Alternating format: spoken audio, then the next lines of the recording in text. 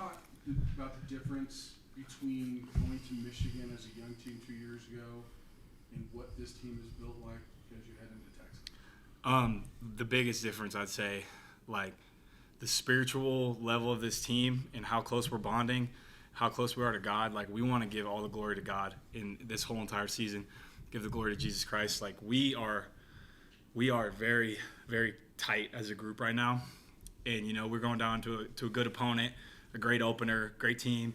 And we just feel so much closer together as one unit. We're stronger, faster, better mental, better physically, better spiritually. And we just have the best leader of all leading us, which is Jesus. So that's something that we just been preaching as a team. Everybody's really on board. And we just feel very close and connected as a team going into this game, into this season. So like 2 years ago, you just feel like a bunch of kids going to the big house, and then this year, you feel like a real team. Yeah, I mean, this. Like you know what you expect. I've been here for a long time, and just the team, how everybody's bonding, gluing together, it's just special. You know, I'm proud of the guys. We've been putting in a lot of work. Proud of my teammates, proud of my coaches. I'm proud of this guy right here. You know, everybody's just kind of taking the next step of just acting like professional and just doing things the right way. Braden, for you, just what's it feeling like, you know, this week going into you've started a lot of games, but it's your first season opener. Right. I mean, it's awesome. I'm excited. I think what Hank touched on is the most important, especially this offseason. We've really leaned into the spiritual side of it. And so understanding who we're playing for and why we're playing, and that's Jesus Christ ultimately, is a huge aspect of this game, especially as a season opener, as my first one. I've spent a lot of time this offseason getting prepared, getting ready for this game. I think the mood is where it needs to be. The team's ready.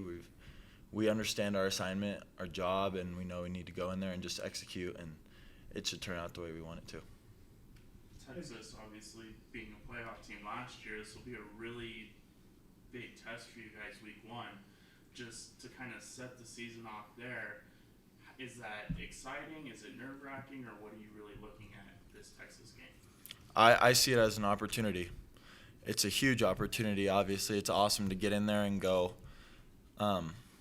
test your skill, see where your team's at with a great opponent in Texas. And so I think we're all excited to go down there and get the chance to play them and see where we're at. Where do you think you guys are at? I think we're at the level we need to be very competitive and come home with what we know we should. What do you see from Quinn Ewers, and how do you feel about going up against him and his receivers? You know, it's gonna be a fun game. You know, they got some good players over there. They got a good program and everything. And you know, it's just like any game. You prepare the same way. Whether you're playing, you know, Northern Colorado, Texas, like you go into it with the same level of preparation, just working on your keys, just understanding the flow of the game. And it's good. It's good to play the best players, and that's what we want as a program. We want to go up against the best, and that's how we're going to get better as a team. Just showcase what we can do, and it's going to be a really fun game playing against some good players. Jay announced that Jackson is out for the season with the shoulder injury. Obviously, that's disappointing, but how big is it that Vince Brown has kind of really emerged throughout this fall camp? I think it's huge. I mean, obviously, it's a huge bummer not having one of our guys. Like, he's one of the boys to the team. He's not just a face to us. He's not just a player. He's one of our guys. And so it's really hard seeing someone go through something like that and understanding that he's not going to get an opportunity this season. But for Vince, I mean, it's huge. We all saw what he did in fall camp. He really emerged and performed the way he should be. And so I'm super excited for Vince. I know he's going to do his job. And, excited to see where it goes on Saturday. Jackson's obviously one of your roommates. Just how have you seen him kind of respond since finding out? And, you know, what do you guys do for him as teammates to essentially like keep his spirits up, keep them locked in through a tough time? I mean, obviously it's a bummer. Like I said, you can't do anything about it. There's no way to make it any better. And so really just encouraging him with a lot of stuff. I mean, encouraging him to press into the Lord has really been the biggest thing, because that's where you find true health and encouragement. And so just kind of helping him out, being there for him when he needs someone to talk to. But he's been in positive spirits. He's not down at all. And so the boys are just rallying around him and trying to be there for him. You guys have talked a lot about spirituality being a big part of kind of what you guys are doing right now. Is there something or someone specifically that sparked that? Like where is that kind of coming from? I can answer that. So Pastor Square, he's our team pastor, done a phenomenal job at kind of bringing this team together and been meeting with us, doing Bible studies. We have some spiritual leaders on the team, Aiden Hector, Jack Howell, Chase Wilson, and a lot of other guys. I mean, it's not just those guys. I mean, it's kind of just caught fire in the locker room, and we feel the spirit, and it's just something awesome that we all are kind of – it makes us closer, and it makes us closer to the Lord together.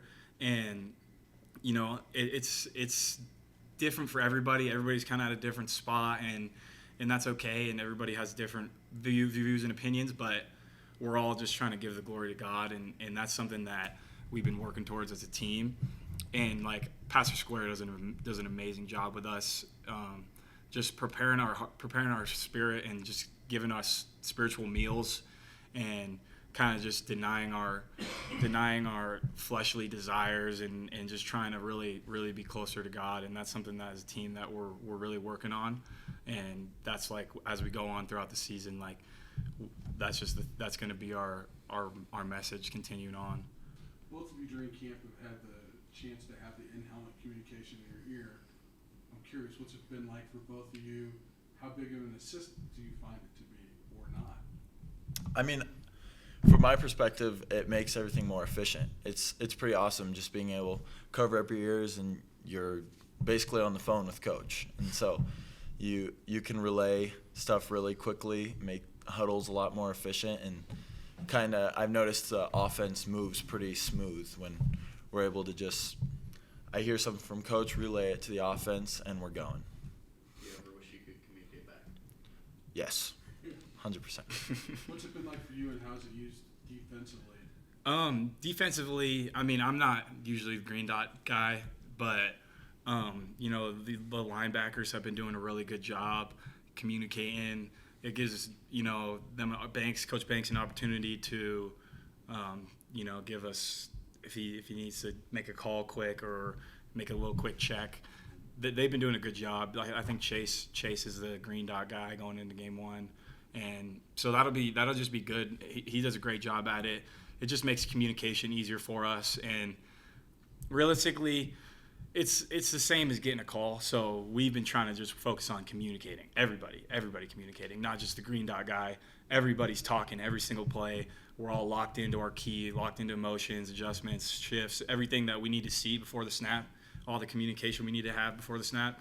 It's been really good, and we got guys like who usually aren't big talkers. Like now they're starting to come along and be able to see formations and make adjustments. It's really awesome. Like Dominic Morris, like last year, I mean, I'd have to tell him what to do every play, and now he's over here giving me calls, like, and that's something that's great to see. Just the development of everybody on the defense. Like we're all really locked into what we need to do and what we need to adjust to.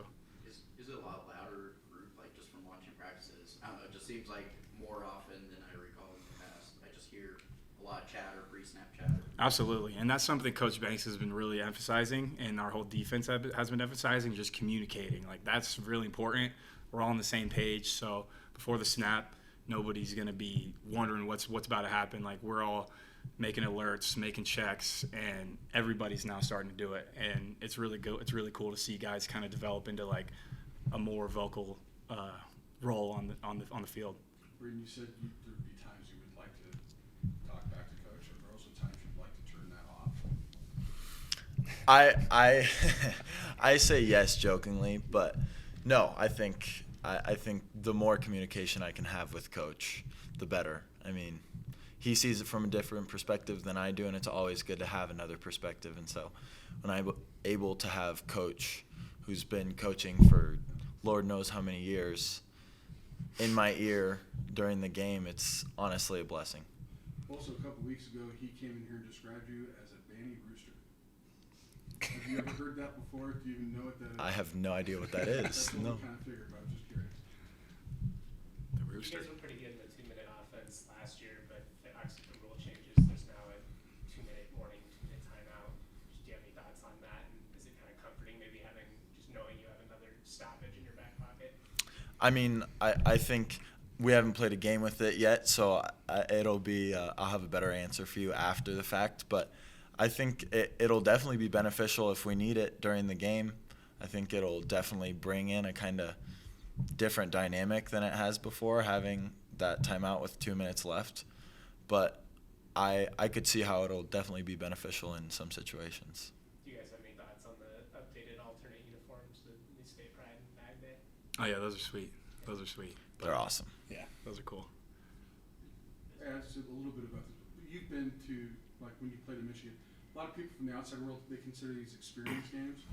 Do you think when your career's over, you're going to remember playing in places like the Big House, like Memorial Stadium? Absolutely. I mean, these are fun. This is college football. Like, this is what it's all about, playing big-time college ball. I mean, it's really fun. And we have the opportunity to glorify God on the biggest stage. Like, that's something that not a lot of people get. And we really are blessed and thankful that we get an opportunity like this. And, you know, obviously these are games. I think every game we're going to remember. But, you know, these big ones, these first games, like, it's my last season. I think I'm going to remember every single one of these. But, yeah, it's great. We get a big platform, big opportunity, and we just want to glorify God during this process. And it's cool to get these opportunities. So you could probably watch games on Saturday, I'm going to assume. Does it also give you a little fuel to your fire as you go down to Texas when you see an upset start the season anyway?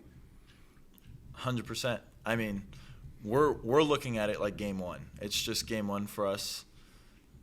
Yeah, we're playing a big team, but we're just going to execute. That's our goal. Go down there and execute what we know we can do in just another game, and it happens to be against a big opponent. But yes, seeing an upset to start the season is awesome, and it's just a reminder anything can happen. It's just football at the end of the day. Thanks, guys. Thanks, guys. Thank you, guys. Appreciate you.